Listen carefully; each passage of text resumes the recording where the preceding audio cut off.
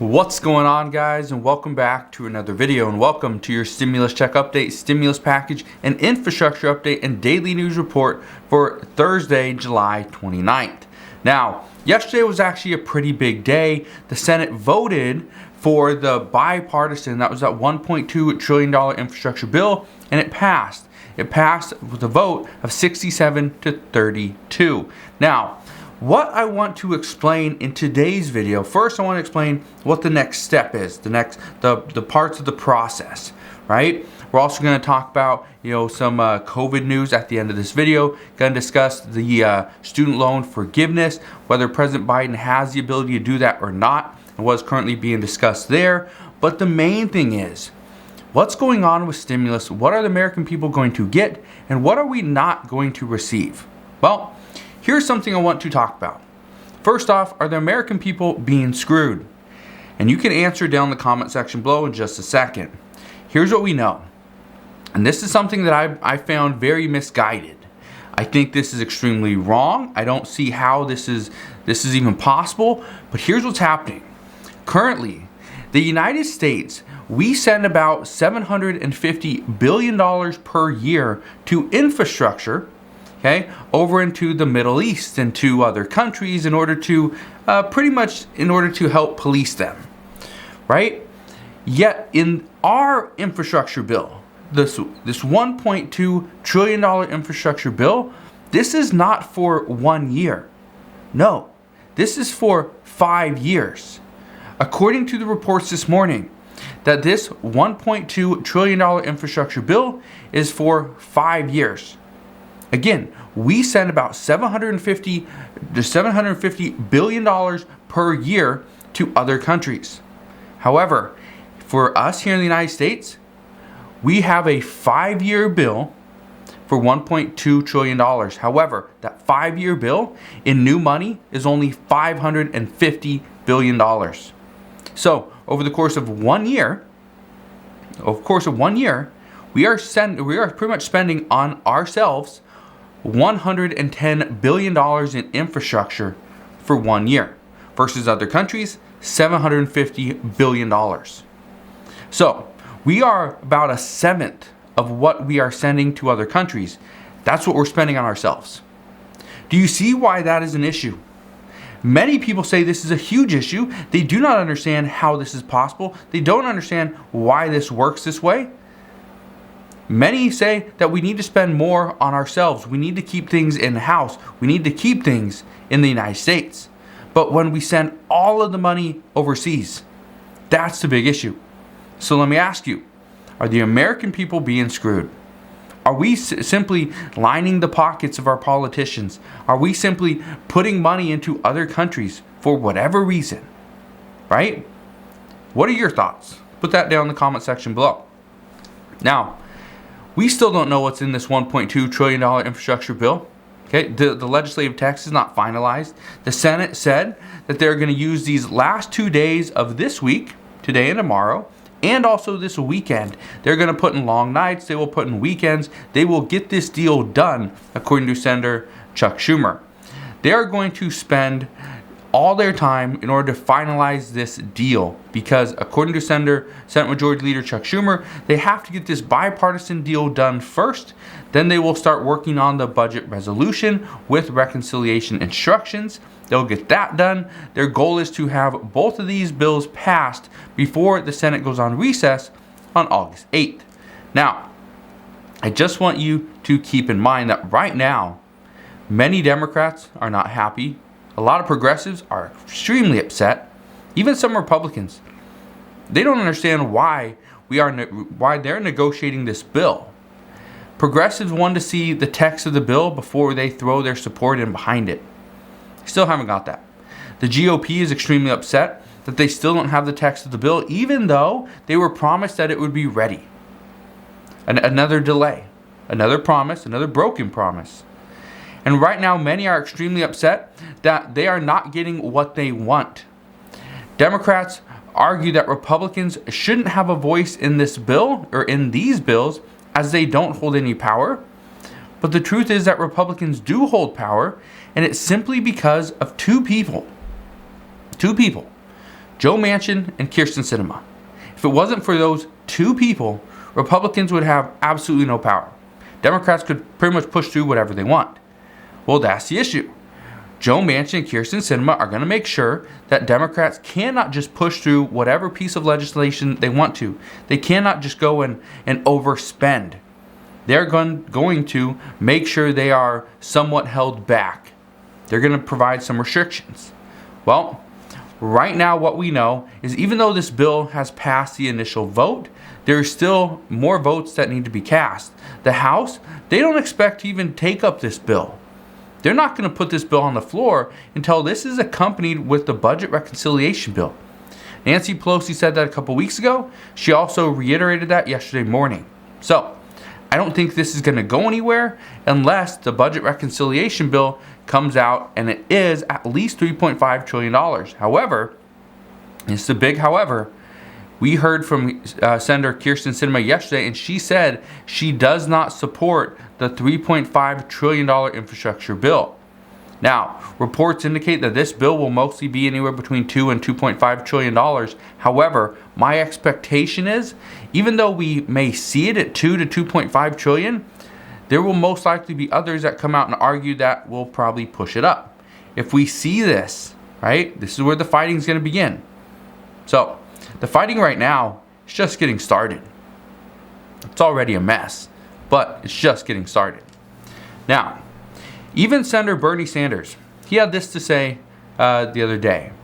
At the end of the day, two pieces of legislation, the bipartisan bill and the budget bill, have got to pass the House and Senate. It is my absolute conviction that they're not going to have a bipartisan bill unless you have a budget bill of $3.5 trillion. And even the chairwoman of the U.S. Progressive Caucus, Pramila Jayapal, she had this to say as well. And I quote, "The votes of Congressional Progressive Caucus members are not guaranteed on any bipartisan package until we examine the details and until the reconciliation bill is agreed to and passed with our priorities sufficiently funded." Very blunt. If our priorities are not included, if our priorities are not sufficiently funded, you will not get our support. So, a group of almost 100 lawmakers, mostly House representatives, okay, they will not vote for this package. And this is what has some, specifically Speaker Nancy Pelosi, saying that the bill will not even make it to the floor because she doesn't want to spend the time, put a bill on the floor, make her party look bad if she doesn't have the votes. And as of right now, they will not have the votes. Even former President Donald Trump, he had some advice for his fellow Republicans. And yesterday he said, and I quote, "Don't do it, Republicans. Patriots will never forget. If this deal happens, lots of primaries will be coming your way." So, this is what we are seeing right now, okay? Right now, he is simply saying to just delay. And this is what I've been telling you for a while. And many experts believe this is going to be true. If Republicans can delay both of these packages, if Republicans can delay and possibly lower that $3.5 trillion down under 2, it needs to come under 2. If they can do this and have success with it, if they can do this, then yes, Republicans will most likely win back the Senate. They could potentially take back the House, and it would make passing anything, almost anything, under President Biden and a Republican House and Senate, it would make that almost impossible. So, we will see what happens, but there's a lot of discussions on what's going to happen next. But here's what you need to keep in mind. Okay? Keep this in mind. Without the bipartisan bill, there's no $3.5 trillion infrastructure package. But without the bipartisan bill, the $3.5 trillion infrastructure package might not even happen as well. So with it or without it, we might not see it either. But without the bipartisan bill, there's going to be no assistance for elder care and child care. We're not going to see an expansion of Medicare. Getting free community college is pretty much out of the question. Expanding the child tax credits for a possibility of 4 more years, well, that's not going to get done. And Any talks on stimulus checks or cash payments to the American people, well, that goes right out the window as well. And as I mentioned yesterday, that when I talked about this $3.5 trillion package, there's a lot of room for stimulus checks. There's a lot of room for cash payments or additional assistance or just really stimulus in general. However, if the reports are accurate, if Kyrsten Sinema's statement is true, and she will not support a $3.5 trillion infrastructure package and instead is going to support something around 2 to 2.5, well, that leaves very little room for additional assistance. So, stimulus at this point could seriously be in jeopardy. But with the bipartisan bill, lawmakers want to see that they are going to fully fund this. But here's the issue. They ran out of ways to fully fund this. So what we're hearing right now, according to Bloomberg this morning, Bloomberg is actually saying their plan is to raise money by pretty much taxing cryptocurrency transactions.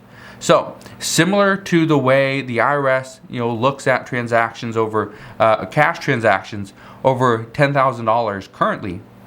This is exactly what the IRS is going to do. Any transaction over $10,000 with cryptocurrencies will have to be reported to the IRS. So, according to the IRS, they are saying that this should bring in about $28 billion for this next package. So, decent amount of money. But remember this. Again, I told you this yesterday, that many lawmakers are pushing for the lowest income earners to get an additional stimulus check, to get more assistance or a direct payment or whatever you want to call it, right? Cash payment, doesn't matter. But they want to see about a $1,000 to $2,000 stimulus check go to the American people, because a $1,000 to $2,000 check, a one-time payment, would be sufficient. It would help quite a bit. Here's what you need to keep in mind. If it's a $1,000 stimulus check, what you need to keep in mind is about 25 million people would qualify for this based off of the lowest income earner tier. So because of that, $1,000 times 25 million people would be $25 billion. So if the IRS can if there's an additional $28 billion that can come in through cryptocurrency taxes, there's the potential here that we could see this money simply pay for stimulus checks. Now, I'm not saying it will. Yeah, I'm not saying it will, because again, we haven't seen what is in the bill yet. But once this comes out, this will be very beneficial to see what the American people are going to get, where we're missing, and where lawmakers are pretty much padding their pockets, paying for their own projects and things like that. So we'll see more as we get a little more information. But let's discuss student loan forgiveness. Yesterday, Nancy Pelosi said that President Biden does not have the power to forgive $50,000 per borrower. He just doesn't have that power. He can delay, but he cannot forgive $50,000. Senate Majority Leader Chuck Schumer, he's really been pushing for him to do this. He says all he has to do is a flick of the pen, pretty much signing the executive orders, and this could be forgiven. However, that's not the case. Now, Senator Schumer says that the average monthly payment for a student loan borrower is about $400 per month. And he says that is way too much. It's way too expensive. He also went on to say the student loan moratorium has proven to be one of the most effective steps that the government has taken to help Americans get through the health and economic crisis created by COVID-19. And that making borrowers repay their debts now would be unfair and harsh, and in many instances would be cruel.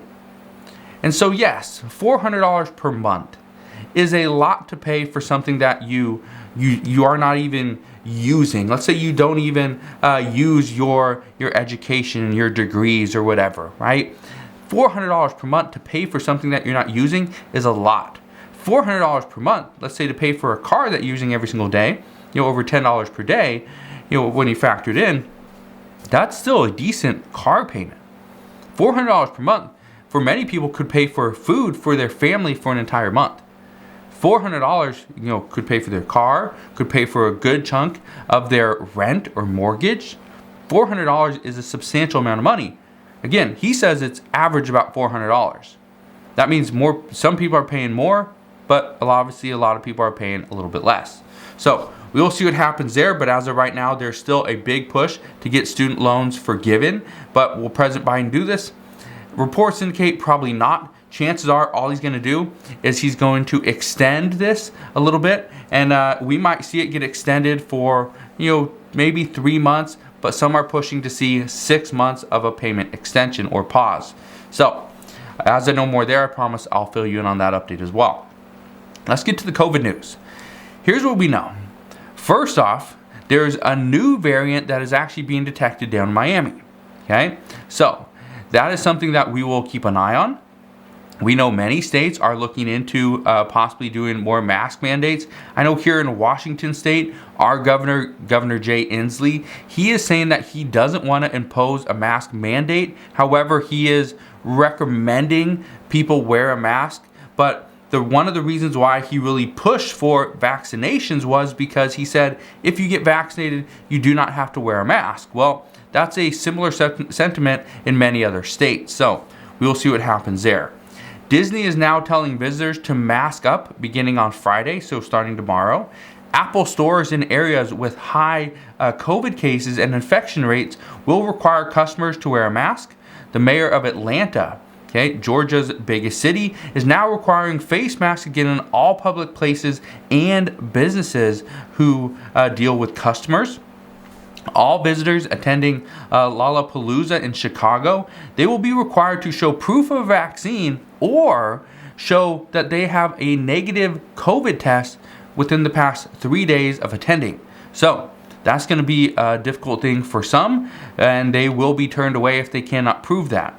And both Google and Facebook are now requiring all their employees to get vaccinated before returning to in-person work. So yes, the requirements are coming back. Restrictions are going to be coming back as well. We're going to see what happens. But like I told you guys before, don't throw your mask away. We will most likely be using them again. It's looking like we will have to wear masks coming up. If we do, so be it, I guess. So be it. We will wear a mask. Do our part. Let's get through this together. So that's what we know right now. Again, thank you guys for watching. Have a wonderful rest of your day. Consider subscribing so I can continue to keep you updated on everything that's going on. And I'll see you guys on the next one.